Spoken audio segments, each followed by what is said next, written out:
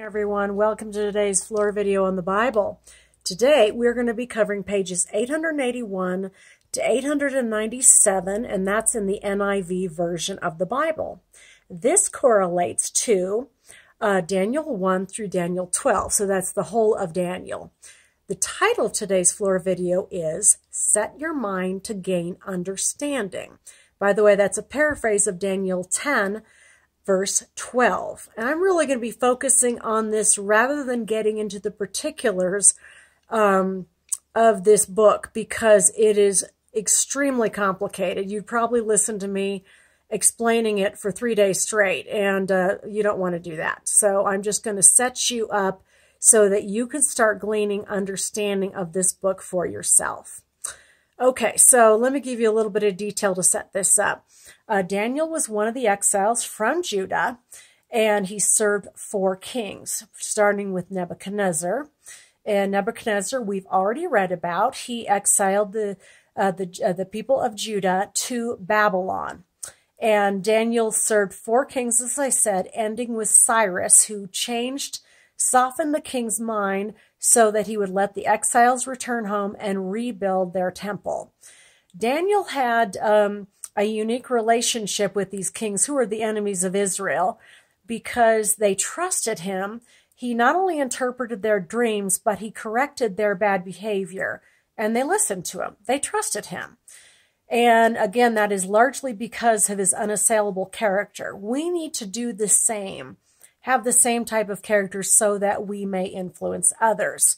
We need to start with wisdom to understand this book of the Bible. And so my other quick comment is somebody said years ago that in order to understand prophecy, and that is what this is about, and Daniel goes into not only sort of current day prophecy, meaning from, years after his death, all the way to the end of the age, end times prophecy.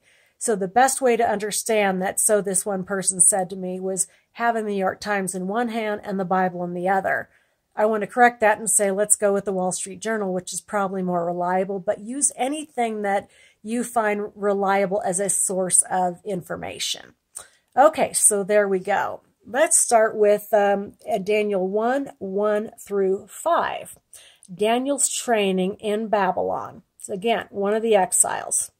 In the 3rd year of the reign of king of Judah, Joachim, I can't get his name, sorry, Nebuchadnezzar, king of Babylon, came to Jerusalem, and he besieged it. And the Lord delivered Joachim, king of Judah, into his hand, along with some of the articles of the temple of God. These he, meaning Nebuchadnezzar, carried off to his temple of his God in Babylonia and put it at the treasure house of his God.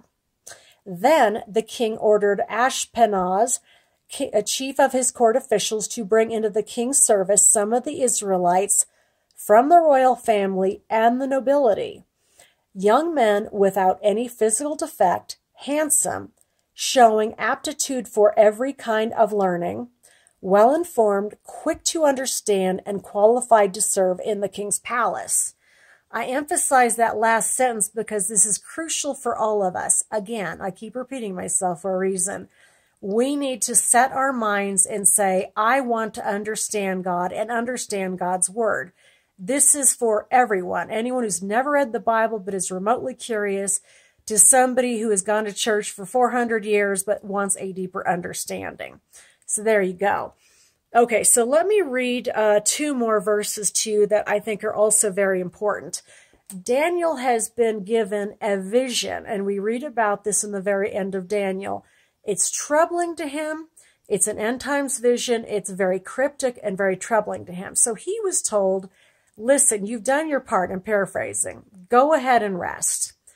But the word he was given to go along with that from Daniel 12:10, so you've done the right thing, Daniel. Thank you. Go rest. And remember, I'm paraphrasing, many will be purified, made spotless, and refined, but the wicked will continue to be wicked. None of the wicked will understand, but those who are wise will understand. This correlates to a passage in Revelation, verse 11, says the same thing, basically. Let the one who continues to do wrong continue to do wrong. Let the vile person continue to be vile. Let the one who does right continue to do right. And let the holy person continue to be holy. I hope you enjoyed today's floor video on the Bible.